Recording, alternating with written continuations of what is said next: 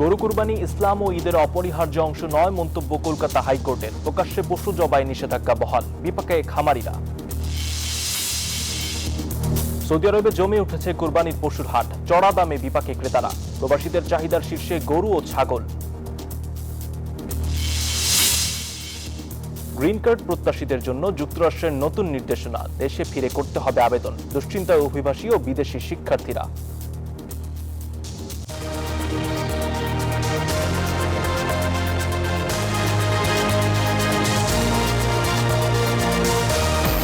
স্বাগত প্রবাসের সংবাদে, সঙ্গে আছি আমি আসিফ সামাদ। আর এতক্ষণ দেখছিলেন বিআরবি কেবলস সংবাদ শিরোনাম।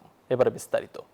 ঈদুল আজহায় পশ্চিমবঙ্গে ষাঁড়, বলদ, গরু, বাছুর ও মহিষ জবাইয়ের উপর নিষেধাজ্ঞা বহাল রেখেছে কলকাতা হাইকোর্ট।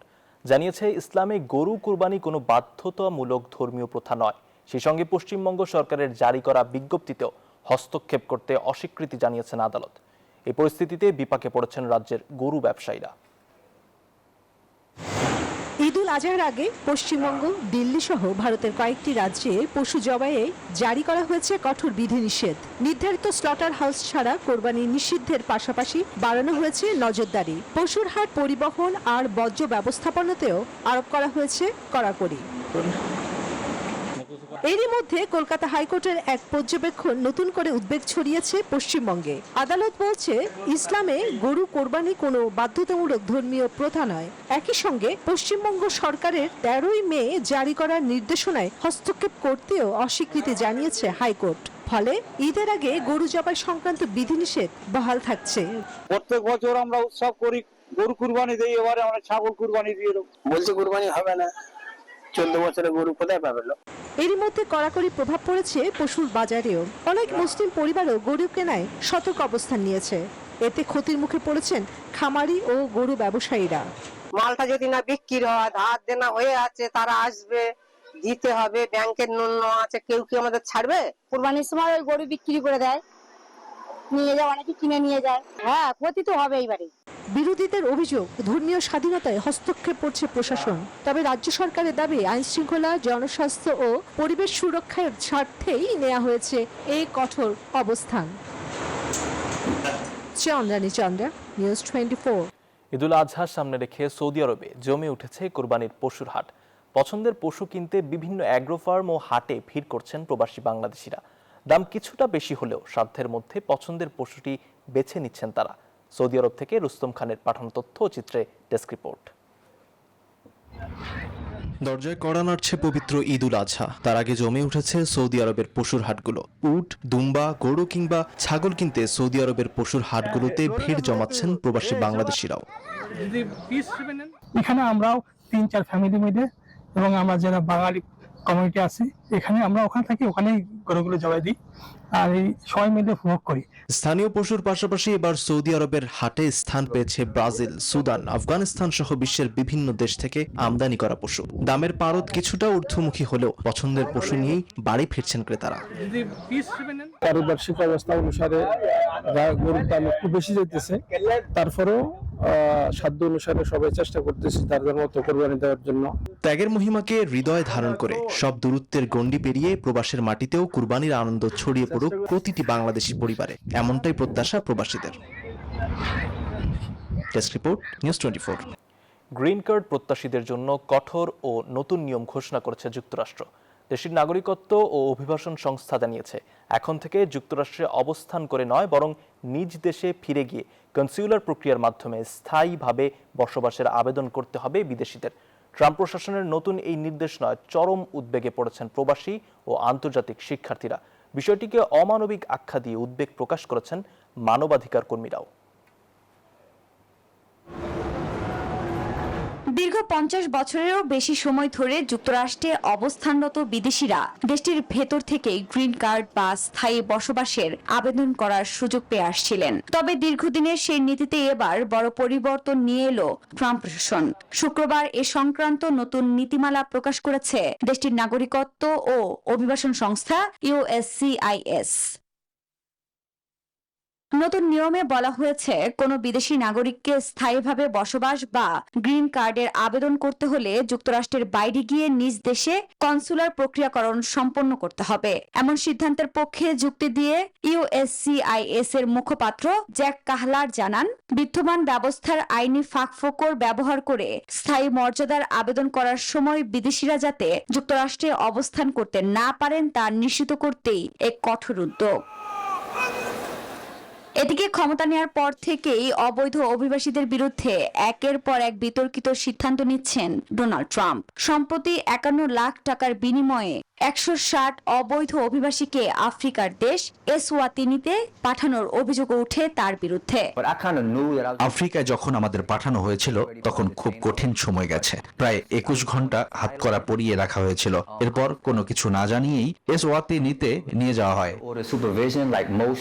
গ্রিন কার্ড নিয়ে ট্রাম্প প্রশাসনের এমন সিদ্ধান্তে চরম অনিশ্চয়তায় পড়েছেন শ্রমিক ভিসাধারী আন্তর্জাতিক শিক্ষার্থী, শরণার্থী এবং মার্কিন নাগরিকদের বিদেশি স্বামী স্ত্রীরা। মানবিক ও শরণার্থী পুনর্বাসন সংস্থা ওয়ার্ল্ড রিলিফ বলছে, বর্তমানে 10 লাখের বেশি মানুষ গ্রিন কার্ডের অপেক্ষায় রয়েছেন। নতুন নিয়মের বেড়াজালে এই আবেদন প্রক্রিয়া যেমন দীর্ঘ হবে, তেমনি বাড়বে খরচ ও আইনি জটিলতা। আফরিন মৌ, নিউজ 24। এদিকে বাংলাদেশে শিশুদের ওপর বাড়তে থাকা সহিংসতার ঘটনায় কঠোর বার্তা দিয়েছে ইউনিসেফ। শনিবার এক বিবৃতিতে শিশু ধর্ষণ ও হত্যার মতো নৃশংসতা অবশ্যই বন্ধ করার তাগিদ দেয় সংস্থাটি। সাম্প্রতিক কয়েকটি ঘটনায় গভীর উদ্বেগ জানিয়ে ইউনিসেফ সতর্ক করে, শিশুদের বিরুদ্ধে সহিংসতার অপরাধীরা যেন কোনোভাবেই পার না পায়। জোর দেয় প্রতিরোধ ব্যবস্থা শক্তিশালী, অভিযোগ দায়েরের নিরাপদ পরিবেশ নিশ্চিত এবং শিশু বান্ধব পুলিশ ও বিচার ব্যবস্থা গড়ে তোলার ওপর। একই সঙ্গে স্কুল, মাদ্রাসা, কর্মক্ষেত্র ও পাড়া মহল্লায় শিশু সুরক্ষায় জবাবদিহিতা বাড়ানোর তাগিদও দিয়েছে ইউনিসেফ।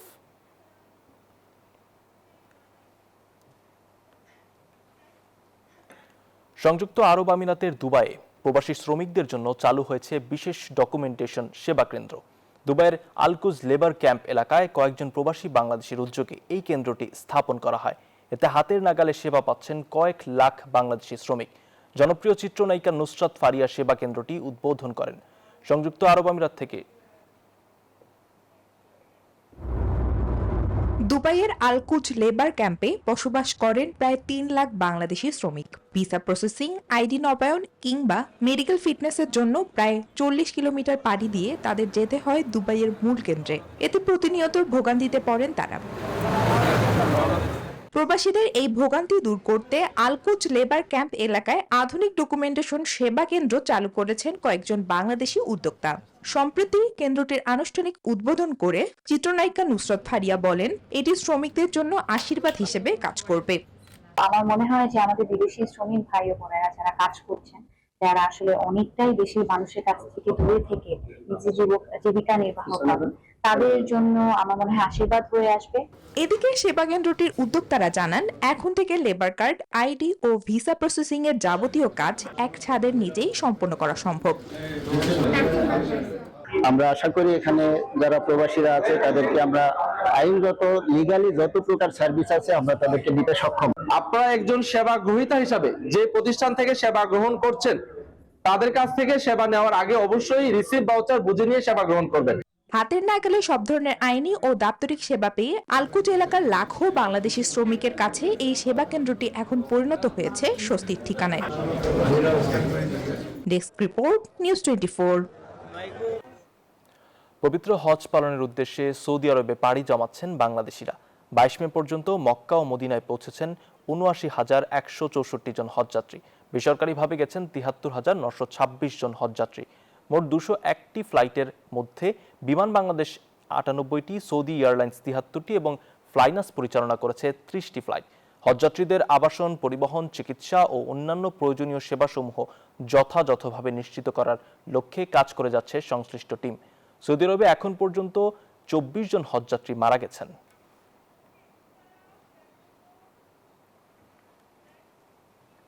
কুয়েতের সুলাইবিয়া মাঠে প্রবাসী ক্রিকেট লিগের ফাইনাল ম্যাচে ভারতকে 12 রানে হারিয়ে চ্যাম্পিয়ন হয়েছে বাংলাদেশের খুলনা রয়্যাল বেঙ্গল।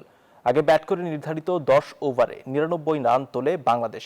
100 রানের টার্গেটে ব্যাট করতে নেমে বাংলাদেশের বোলিং তোপে 87 রানেই অল আউট হয় ভারতের সুপার 11।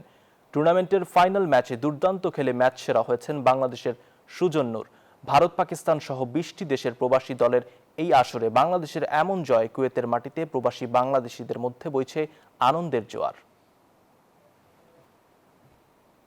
অবশেষে আমরা চ্যাম্পিয়ন হয়েছি। আমাদের মনে অনেক ক্ষোভ ছিল, 3টা রানার্স আপ। অবশেষে আমরা চ্যাম্পিয়ন হয়েছি। আমাদের মনে অনেক ক্ষোভ ছিল, অনেকদিন আমরা চ্যাম্পিয়ন হই না, পরপর 3টা রানার্স আপ। অবশেষে আমরা চ্যাম্পিয়ন হয়েছি। রামিসা ধর্ষণ ও হত্যা মামলার ডিএনএ রিপোর্ট তদন্ত কর্মকর্তার কাছে হস্তান্তর করা হয়েছে বলে জানিয়েছে সিআইডি। রবিবারের মধ্যেই চার্জশিট দেওয়ার কথা জানালেন পল্লবী থানার ওসি। এদিকে মিরপুরে শিশু রামিসা হত্যার ক্ষত এখনও দগদগে। আতঙ্কে সন্তানকে ঘরের বাইরে পাঠাতে ভয় পাচ্ছেন প্রতিবেশীরা। আসামিরা কি পার পেয়ে যাবে না দৃষ্টান্তমূলক বিচার হবে, এসব প্রশ্ন ঘুরপাক খাচ্ছে এলাকাবাসীর মনে। বিশেষজ্ঞরা বলছেন, বিচারহীনতার সংস্কৃতি এমন ভীতিকর মনোভাব তৈরি করে। মিরপুর 11 নম্বরের এই বাসায় কদিন আগেও ছিল এক চঞ্চল শিশুর পদচারণা, আজ শূন্যতা। ধর্ষণ ও হত্যার শিকার রামিসা নামের ছোট্ট শিশুটি। এমন নির্মম ঘটনায় এখন চাপা আতঙ্কে এলাকাবাসী। তাদের মনে নানা প্রশ্ন, ঘুরপাক খাচ্ছে সংশয়। দেশের এগুলো কমে যেত, ধর্ষণ এগুলো অন্তত কমে যেত, দেখতো মানুষ ধর্ষণের ফাঁসি হইতেছে। কিন্তু আমাদের মধ্যে না, প্রত্যেকটা বাবা মার মধ্যে আতঙ্ক ছড়ায় গেছে। প্রতিবেশীদের মনে ভর করেছে ভয়। আদরের সন্তানকে ঘরের বাইরে, এমনকি স্কুল মাদ্রাসায়ও পাঠাতে বুক কাঁপছে মা বাবার। আমার কি একটা ভয় লাগে না আমার বাচ্চাটার কাছে আমি একা ছেড়ে দেবো? ও যে শুধু রামিসাকে টার্গেট করছে, আমার বাচ্চাকে টার্গেট করে নাই, ওটার কোনো গ্যারান্টি আমি দিতে পারবো না। রামিসাদের ঘরে হাহাকার। বাবা, মা আর বোন যেন এক শূন্য খাঁচায় আটকে গেলেন। রামিসাদের দরজা খোলা ছিল, এখান থেকে এখানে ওকে নিতে 1 মিনিটের বেশি সময় তো প্রয়োজন পড়ে না। পুলিশের পক্ষ থেকে কি কোনো অগ্রগতির বিষয় আপনাদেরকে জানিয়েছে? না, এখনো আমি আজকে পর্যন্ত আমি কোনো তথ্য পাইনি। মাঝখানে আইও এসেছিলেন। এরই মধ্যে শিশু রামিসাকে ধর্ষণ ও হত্যার ডিএনএ রিপোর্ট তদন্তকারী কর্মকর্তার কাছে হস্তান্তর করা হয়েছে। তদন্তকারী কর্মকর্তা ওয়াহিদুজ্জামান এ তথ্য নিশ্চিত করেছেন। ওদের বিরুদ্ধে অপরাধ প্রমাণিত হয়েছে, চার্জশিটের প্রস্তুতি চলতেছে, তা নয় হয়তো আগামীকালকে উঠে যাবে। এই মামলায় বিশেষ পাবলিক প্রসিকিউটর হিসেবে আইনজীবী আজিজুর রহমান দুলুকে নিয়োগ দিয়েছে আইন মন্ত্রণালয়। অপরাধ বিশেষজ্ঞরা বলছেন, বিচারহীনতার সংস্কৃতি তৈরি হলে সমাজে এক ধরনের অনিশ্চয়তা তৈরি করে। আইনের শাসনের প্রয়োগের ক্ষেত্রে ঘাটতি থাকায় আমাদের এই বিচারে দীর্ঘসূত্রিতা কিংবা নতুন করে একটি ঘটনার সৃষ্টি হলে পুরাতন ঘটনাকে ভুলে যাওয়া, ধর্ষণ মনস্ক ব্যক্তি অথবা নির্যাতন বা অপরাধ মনস্ক ব্যক্তিরা নানা পরিবেশে নানা জায়গায় মাথাচাড়া দিয়ে ওঠে।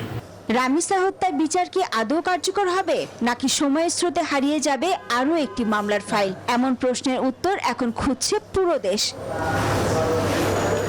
সাফিয়া সাসনা, নিউজ 24, ঢাকা। শিশু রামিসা হত্যায় জড়িতদের সর্বোচ্চ সাজা নিশ্চিত করা হবে, যা নতুন দৃষ্টান্ত হয়ে থাকবে বাংলাদেশের বিচার ব্যবস্থায়, যার ফলে আর কেউ এ ধরনের অপকর্ম করার সাহস পাবে না। শনিবার বিকেলে জাতীয় কবি কাজী নজরুল ইসলামের 127তম জন্মজয়ন্তীর উদ্বোধনী অনুষ্ঠানে এ কথা জানান প্রধানমন্ত্রী তারেক রহমান। বলেন, শিশু বা নারী নির্যাতন কোনোভাবেই মেনে নেবে না সরকার। এছাড়া কয়েকটি খাল পুনর্খনন কাজ উদ্বোধনের পাশাপাশি সুধী সমাবেশে অংশ নেন প্রধানমন্ত্রী।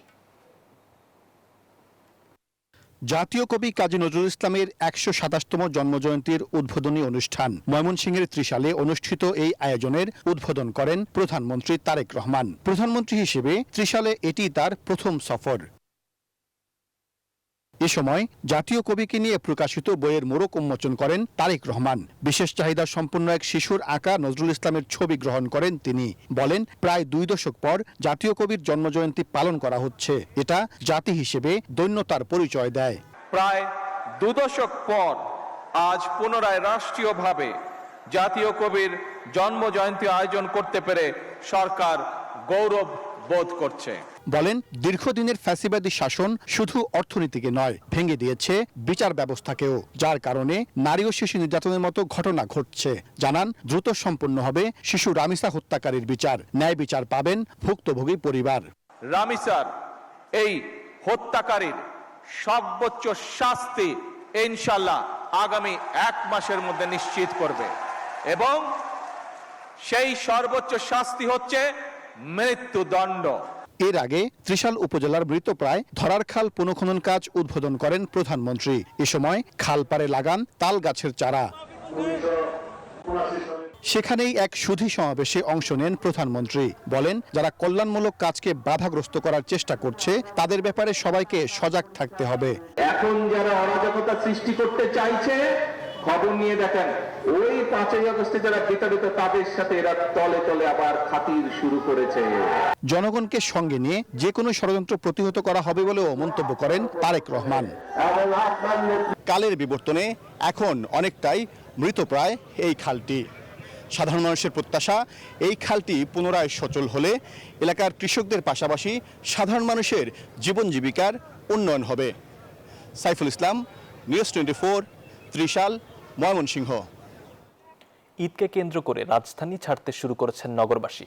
টিকিট সংকট, যানজট ও নিরাপত্তার কথা মাথায় রেখে অনেকেই আগে ভাগে ঢাকা ছাড়ছেন। কমলাপুর রেল স্টেশনে ছিল ঘরমুখী মানুষের উপচে পড়া ভিড়।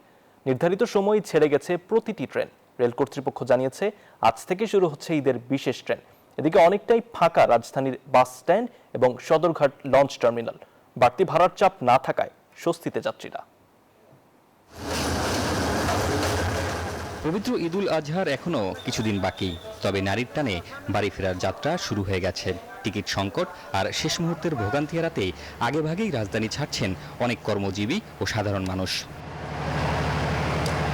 সকাল থেকে কমলাপুর রেল স্টেশনে ঘরমুখী মানুষের চিরচেনা ব্যস্ততা। নেই শিডিউল বিপর্যয়, যাত্রীদের নিরাপত্তা নিশ্চিতে সব ধরনের প্রস্তুতি রয়েছে বলছেন রেলপথ মন্ত্রণালয়ের সচিব। এবার একটু চাপ মনে হচ্ছে এখন কম। আমাদের যে ইন্টার ডিপার্টমেন্ট যে সমন্বয়ের বিষয়টি, এদিকে আমরা বিশেষভাবে লক্ষ্য রাখছি। আমরা আশা করছি যে এবার অন্যান্য বারের মতো তৃপ্তিদায়ক ঈদ আপনাদেরকে উপহার দিতে পারবো। এদিকে ভিন্ন চিত্র রাজধানীর বাস টার্মিনালগুলোতে। অনেকটাই ফাঁকা পড়ে আছে বাস কাউন্টারগুলো। যাত্রীদের অভিযোগ নেই বাড়তি ভাড়ার। এক সপ্তাহ আগে থেকে প্রচুর ভিড় থাকে, চাপ থাকে, সেখানে এখানে তেমন একটা ভিড় দেখছি না। যারা আসতেছে তারা ঠিকমতো গাড়ি পাইতেছে আর কি, তাকে কোনো অসুবিধা হইতেছে না। একই অবস্থা সদরঘাট লঞ্চ টার্মিনালেরও। তবে যাত্রীদের জন্য প্রস্তুত বিভিন্ন রুটের লঞ্চ। নৌপথে নিরাপত্তা নিশ্চিতে কাজ করছে কোস্টগার্ড। এখন পর্যন্ত সবকিছু নরমালি আছে। ফ্যামিলির সাথে একসাথে ঈদ করব। আমরা যদি নিজেদের জন্য সতর্কতামূলক ব্যবস্থা গ্রহণ না করি, তাহলে কিন্তু প্রত্যেকটা জায়গায় তো আমাদের এত বেশি জনবল নাই যে সব প্রত্যেকটা জায়গাতে এরকম লোক থেকে এটাকে বন্ধ করা। যাত্রীদের নিরাপত্তা নিশ্চিতে মাঝ নদীতেও কোস্টগার্ডের সর্বোচ্চ টহল ব্যবস্থা থাকবে বলেও জানান বাহিনীর প্রধান। জিহাদ জাহিদ, নিউজ 24, ঢাকা। এই ছিল প্রবাসের সংবাদে। আরো সংবাদ বিশ্লেষণ জানতে ভিজিট করুন news24bd.tv। এতক্ষণ সঙ্গে থাকার জন্য ধন্যবাদ।